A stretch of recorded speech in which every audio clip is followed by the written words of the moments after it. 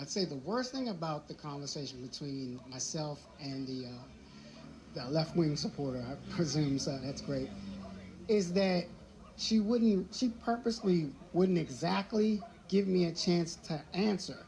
She was trying to, let's say, spark an emotional response by what she was talking about was slavery. Because I guess she feels like, well, since I'm black, I have to relate to slavery, and that's got to be a hot button issue.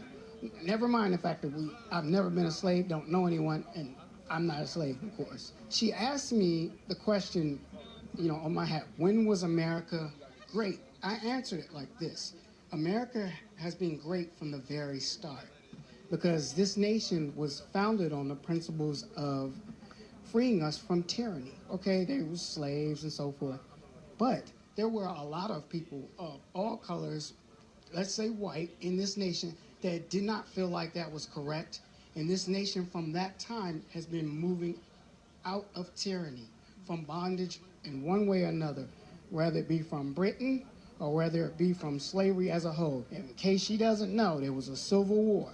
And in part, I say in part, a whole lot of white people, if you look at history, died because they wanted this nation and people like myself to be free. I believe that. Wait a minute, let me get myself together. Get together, you're fine. Because when you talk about this country, I do love the country. Because this nation gives you the right to move yourself up out of any poor, bad position that you're in like no other nation. While some nations might step on you and say, hey, you're going to stay like that, or they have the classism, we don't.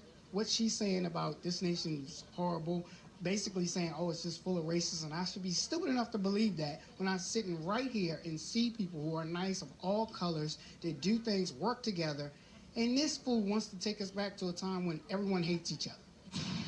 Amen. Thank you, brother.